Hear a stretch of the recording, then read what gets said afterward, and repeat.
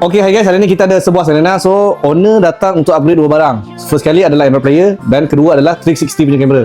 Okay, so sekarang kita tengok keadaan kereta sekarang ni.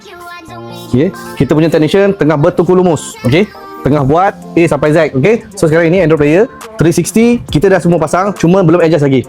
So nanti bila siap semua kita akan bagi tahu macam mana orang kata bentuk bila dah siap 360 punya kamera. Okay, so inilah dia punya barang 360 daripada Azure Eyes punya brand, Android Player daripada Matrix. Okay, so korang yang nak pasang macam ni boleh hadir di Fixi Syekh Syekh Alam, kita akan buat terbayar. Tapi korang jangan lupa follow, like and share untuk konten yang seterusnya. Okay, 6. Okay guys, so sekarang kita punya technician dah siap pasang semua tau, A sampai Z. Okay, so sekarang kita review sikit Android Player. So mostly Android Player yang ni support 360 punya kamera. Of course, sebab apa dia pasang 360 lah. So saya pun tak perlu nak hurai panjang. Mostly semua pun dah tahu, YouTube, Waze, Google Map, apa Netflix, semua boleh support lah, tak ada masalah. DSP pun boleh support, CarPlay, Android Auto pun ada. Okay, so sekarang kita nak tengok 360 punya kamera lah. Okay, sebab apa?